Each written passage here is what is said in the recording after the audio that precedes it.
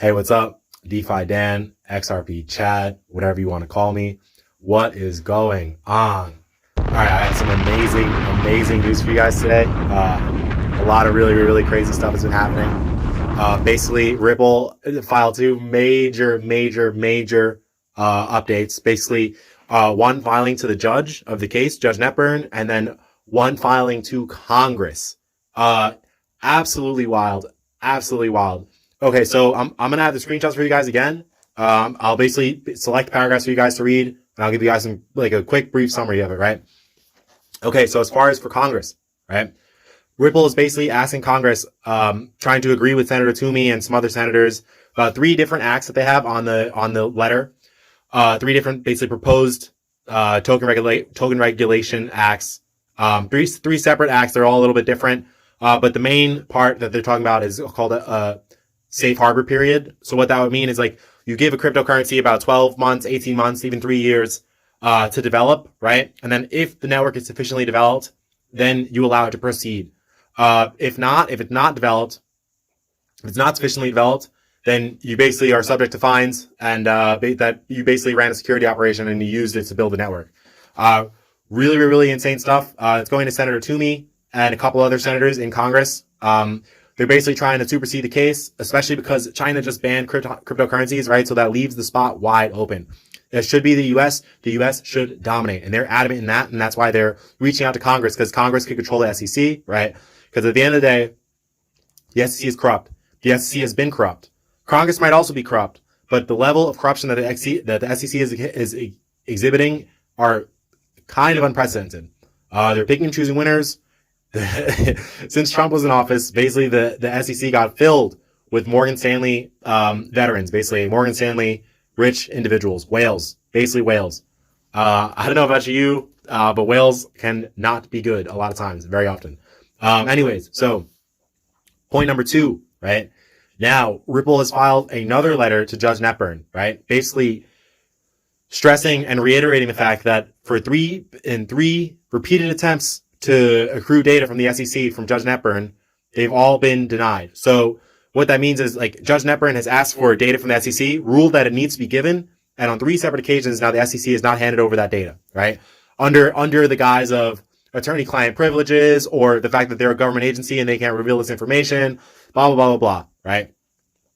So the information that came out, right, is basically a secret memo about Ripple that came out in 2018 regarding the legal status of Ripple, right? Of XRP. So now, since they have that memo, right, it's basically it's almost like a double-sided coin was the reference I got from Late Night Grind. Shout out to Late Night Grind. Shout out to Digital Asset Investor. Shout out to attorney Jeremy Hogan, and James K. Filan, both of them.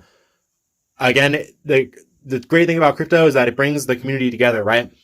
You can share knowledge so much faster regarding these subjects. Thank God for Twitter. Thank God for Reddit. Thank God for YouTube. And we really try and take advantage of that. And I'm really thankful that we have people out there sharing all this amazing information, essentially for free, right?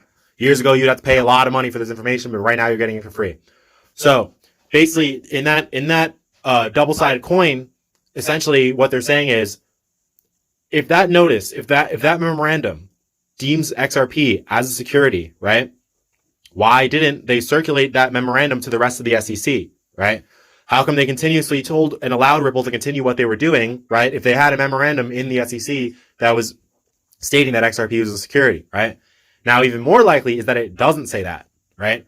So if it says that it's not a security or that they can't decide whether or not it's security, right? The Fair Notice defense falls apart, because now, right, in either one of those second and third scenarios, right, if the SEC wasn't sure or they said no, how can Ripple be expected to know, right? It's really that simple.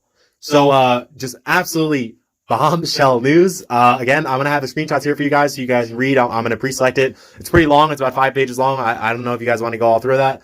But I will even put the links in the videos also. What else has been going on? We have XDC getting ready to fly again. ISO 20022 is coming, and Ripple and XDC are about to fly. Also, quick side note, Raul Paul, a billionaire Bitcoin and Ethereum investor, right, says that right now XRP is the best risk to reward scenario that you can look for in crypto, right? Let's say the lawsuit keeps going or Ripple loses the lawsuit. I mean, yeah, they'll tank, but what are they really going to tank? 50% at most. He's saying 30%. I'm saying 50%, 60% at most, right? However, if they win, or if it's settled, or if the judge, or if the judge throws out the case, which would be, oh man, that would be great. If that happens, we're looking at a 10x from here, at least, right? A 10x from here. I know most of my viewers on the channel, they're already invested in XRP. I know some of you guys are basically on the fence, trying to decide what you want to do. Again, I'm just telling you guys ISO 20022 coins from my perspective. This billionaire is saying best risk to reward scenario. I'm saying it's a great opportunity, right? Songbird is doing really well. There's been no problems with the protocol so far. That's really great to hear. The rewards are going to be delegated soon. Obviously, we have a bunch of exchanges that haven't handed it out yet. It really sucks. But, oh, by the way, if you're on Songbird, I just want to guide you guys into the either the Bifrost Oracle or the Scandinavian Node Oracle. Those two oracles are giving the best rate of return. I put that in the last video. I'll put it in here also. Lastly, I found one new gem. It's partnered with XDC. I think the ticker is WATX. I'm gonna have it on here for you guys. They got mentioned by a tool. The coin is brand new, less than 100 holders, Personally, I'm thinking about selling my SafeMoon for it. SafeMoon, I like I said it a few videos ago, I do believe in SafeMoon, but at this point, my investment is down so much that what I'm basically going to need to do, a 5x from here before I'm back in profit. So I think I would rather go into this, WATX coin that would really, have a way better risk to reward scenario, honestly. I mean, I've never tried getting into a coin with less than 100 holders before, but I want to do it. Like I said, the founder of XDC, a tool, has mentioned them. I found it today while I was doing some XDC research. It's getting shilled a little bit on Twitter, but I mean, how much can they really get shilled? It's only available on Bitmart. That's another reason why I'm looking into it, right? At the end of the day, if you want to get into really good projects, you should try and get them before they get multiple exchange listings, right? Okay, so this coin, by the way, they're a payment processing API, blockchain agnostic payment processing API. Again, like I said, the founder of XDC has mentioned them, right? They have an official partnership with XDC. Again, I'm not saying to ape in. I mean, maybe you should ape in, but I'm going to be putting in a small amount of money. Less than 1,000, about 1,000, basically my SafeMoon investment now. I should put some effects on that. But yeah, incredible news. Also, the snapshot for Songbird, for the XFi is supposed to be on November 5th. I told you guys I'm seeking more info as much as I can to find out when that's going to be available, when we can start utilizing our F assets and basically start creating F assets on the network and S assets on the network. Again, like I told you earlier, I think that Flare is waiting for the Ripple lawsuit to get settled. I think that it's a little bit risky to delegate your XRP into Flare before the lawsuit, right? Especially with the F assets, because of impertinent loss. If you guys aren't familiar with impertinent loss happens if you have a liquidity pair, like basically two coins into a liquidity pool, and one of them goes up and one of them goes down, or vice versa, or one of them goes up, one of them stays the same. Basically, the liquidity pool has to be rebalanced, right? So you start taking losses, temporary losses, that's why they're called impertinent, because they're not permanent. They're temporary losses until you exit the liquidity pool.